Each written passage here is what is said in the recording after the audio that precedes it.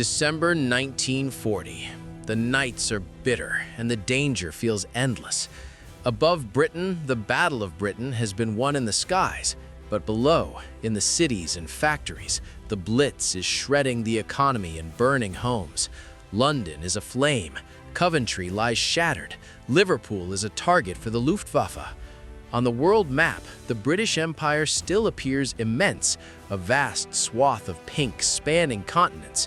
But in the secure rooms beneath Whitehall, the men responsible for running the nation understood a dreadful truth they could not announce to the public. Britain was running out of money. Winston Churchill, whose voice had become the rallying cry for the free world, sat in the underground cabinet war rooms and wrote a letter that would change everything. He could marshal rhetoric into steel, but here he had to perform a humiliating arithmetic.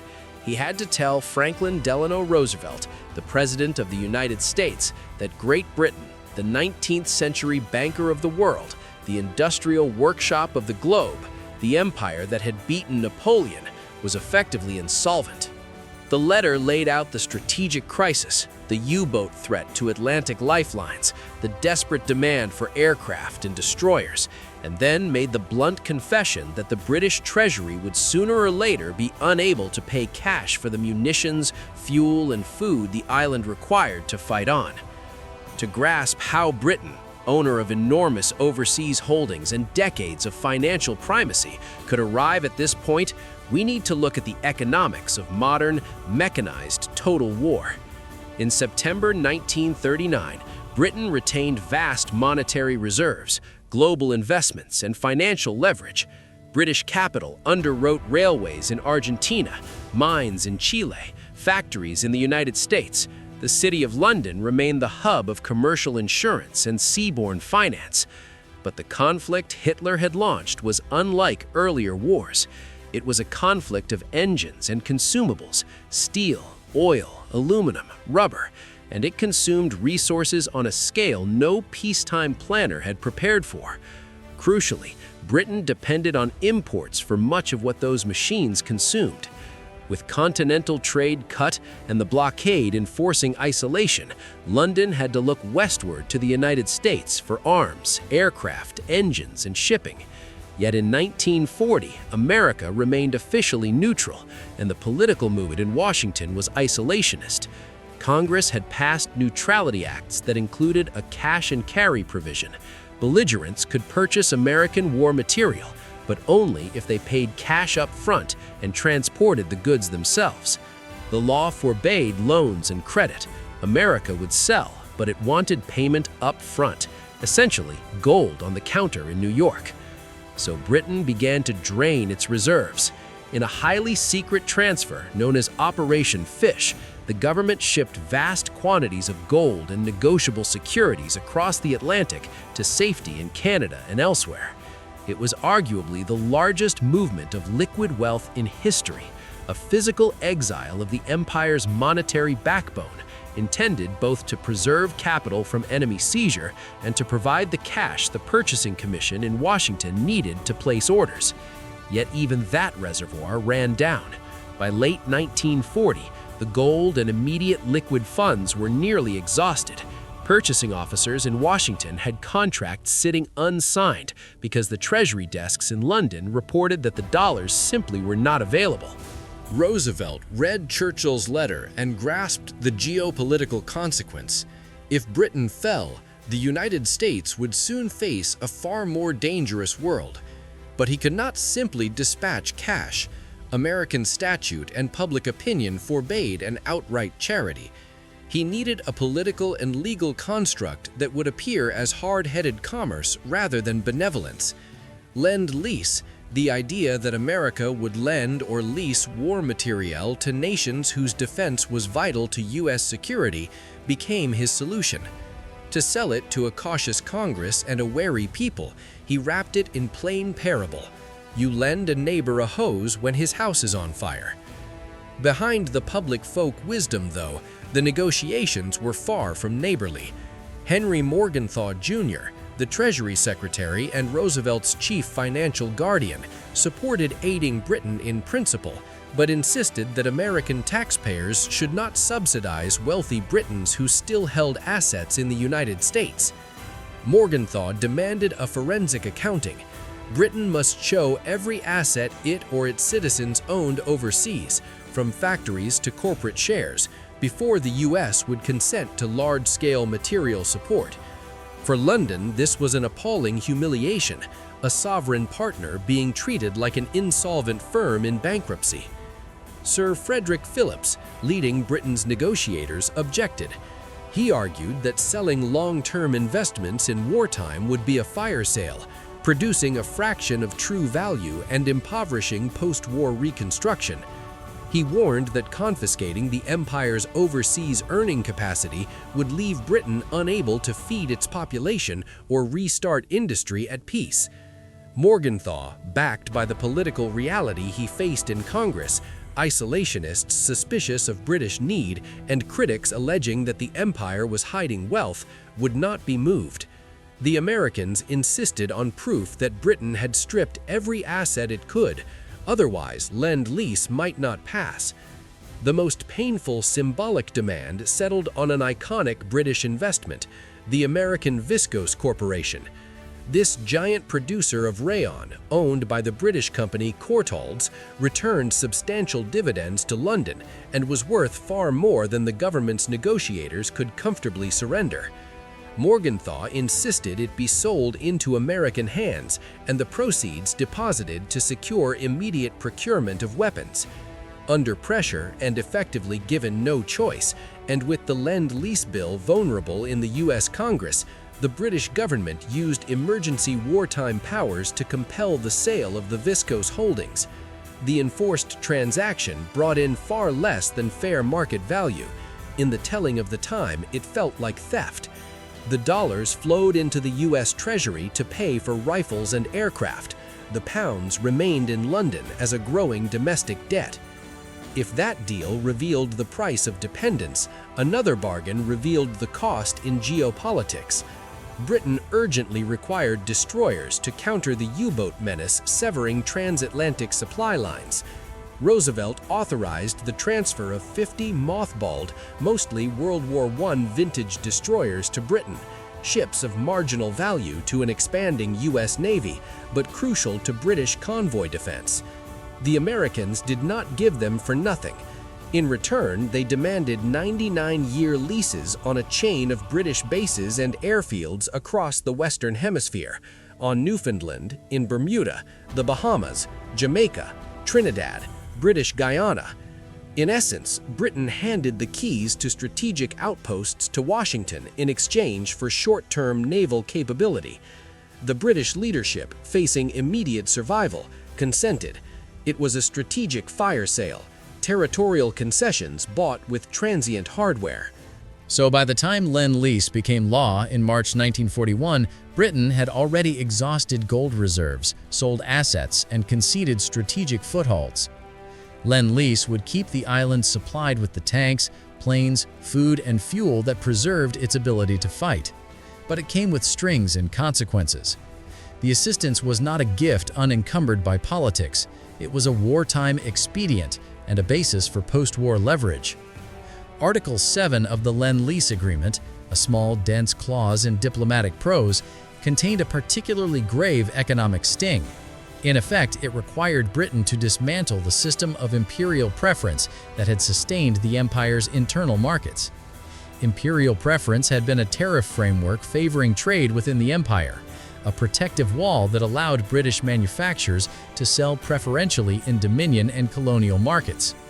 By consenting to the article, Britain was consenting, in principle, to open its imperial markets to U.S. goods after the war. British ministers resisted Article 7. They recognized that removing preference was tantamount to warning shots across the economic bow of the empire. But when faced with U-boats, incendiary bombs, and an empty treasury, the nation acceded. The strategic price for survival would be an economic transformation whose implications became painfully clear as the war progressed. When America entered the conflict after Pearl Harbor, the relationship shifted from conditional generosity to full partnership. U.S. troops crossed the Atlantic in numbers, and bases became hubs for the American war machine.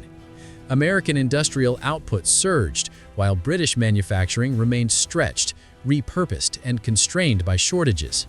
Britain's wartime economy was cannibalistic.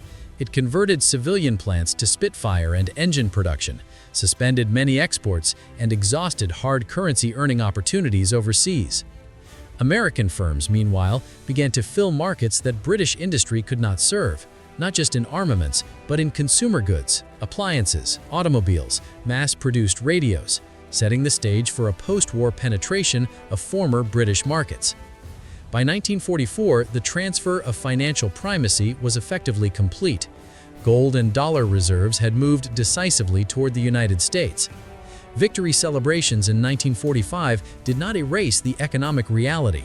When Japan surrendered in August, the UK expected some breathing room and perhaps a transition in which American help would be extended to avoid immediate collapse. But the moment victory arrived, Washington's calculus moved to peacetime priorities.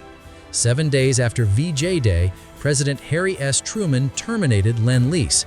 The cessation was abrupt and absolute. American cargo ships already underway with wheat, meat, and materiel were ordered back. The lifeline Britain had come to rely on was cut overnight. Britain's chief economist, John Maynard Keynes, saw the catastrophe looming and sailed to Washington in September 1945, looking for a settlement that would avert disaster. Keynes, sick and exhausted, arrived not as an academic theorist, but as a desperate emissary. He proposed a moral recompense, not a loan, but a grant, a retroactive recognition that Britain had borne the brunt of the fight alone in 1940, 1941, and had sacrificed its economic base for the common cause. He suggested a gift of roughly $6 billion. American policymakers were unpersuaded by appeals to moral accounting. Congress and public opinion were wary of pouring unconditional funds into a Britain now governed by a Labour Party committed to nationalization and welfare programs. The U.S. delegation presided instead over a hard bargain. The Americans offered a loan, commercial terms, interest attached. The sum offered, about $3.75 billion, was a lifeline but a bind. Its terms included a requirement of sterling convertibility, a clause Keynes knew would invite catastrophe. Under wartime conditions, Britain had enforced a sterling area. Colonies and trade partners accrued pounds but could not freely convert them into dollars. That arrangement effectively locked colonial purchasing power into British markets. Morgenthau and Washington saw convertibility as the mechanism to integrate global markets and to let American goods compete freely in markets previously shielded by imperial preference. Keynes warned that immediate convertibility would prompt a run on pound sterling reserves, as holders of pounds rushed to exchange them for scarce dollars to buy American manufactures. He argued that convertibility required a carefully staged transition, not an immediate opening. But the essential fact remained: Britain required the loan more than it could afford to reject its conditions. Parliament reluctantly accepted the loan in July 1946. Keynes, exhausted by the negotiations, died a few months later. The winter of 1947 revealed the human cost of the financial compromise. Britain endured its coldest months in decades. Coal stocks froze, power plants stalled, factories curtailed production. Rationing tightened when the nation had expected peacetime relief. In July 1947, Britain implemented full sterling convertibility under the loan terms, and the predicted rush occurred. Countries holding pounds sold them for dollars, the balance of payments hemorrhaged, and reserves dwindled at a terrifying pace. Within weeks, the government was forced to suspend convertibility and plead for more help. The humiliation was complete. A proud empire whose central bank had for a century steered global finance now stood with an outstretched hand in Washington. The fallout had immediate geopolitical consequences. Unable to sustain commitments in Europe, for example to Greece and Turkey, Britain signaled its withdrawal from the front lines of regional containment, effectively asking the United States to pick up the tab against Soviet expansion. That British telegram in early 1947, a stark "we are broke, we cannot do this," catalyzed the Truman Doctrine and the American assumption of a global leadership role in the Cold War. The baton of global political power had passed. Economic hardship deepened. In 1949, sterling was devalued from its pre-war fixed rate of $4.86 to $2.80, a shock that made the nation approximately 30% poorer in dollar terms and raised the cost of imports. Britain's relative economic strength had shrunk decisively. The Anglo-American Loan was not repaid in a single season. It became a domestic burden that stretched across decades. The commercial loan arrangements made in the immediate post-war years meant that until the last payment was finally cleared in December 2006, British taxpayers were servicing obligations incurred to preserve survival in 1940 to 1946. 60 years of repayment turned wartime necessity into a long-term fiscal obligation. When the ledger is drawn up, the paradox of victory appears stark. Militarily, Britain helped to defeat Nazi Germany and Imperial Japan. Economically, the cost of that victory shifted the center of gravity westward. The United States emerged from the war with a dramatically enlarged industrial base, tremendous fiscal surpluses, and control of much of the world's gold. Through Lend-Lease, base leases, forced asset sales, and post-war loans, American power expanded, not by an army of occupation, but by economic dominance. Britain survived. It did so at the price of surrendering strategic economic autonomy, and in many respects, the preeminence of an age when London had been the engine of global finance. The story of 1940 to 49 is therefore not only one of gallantry and triumph against authoritarian aggression, it is also an account of a geopolitical reordering in which survival required sacrifice that permanently transformed the British state and its empire. Churchill's December letter rescued Britain from immediate defeat, but it also set in motion a long-term transfer of wealth and influence.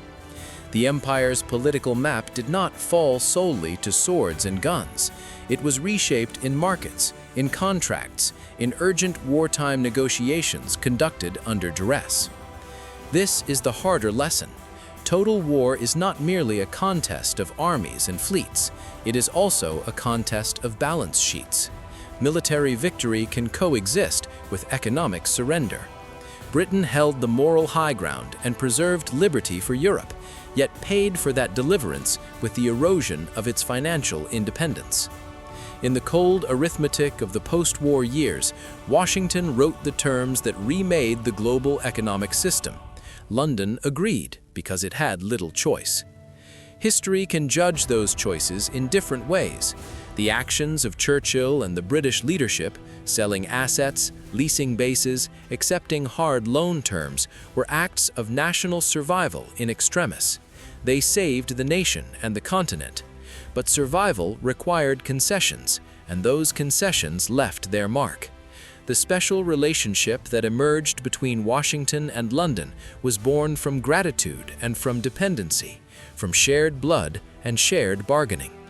The United States did not conquer the British Empire with arms. It bought access, markets, and strategic reach through a combination of wartime assistance and post-war terms that best suited its burgeoning industrial might.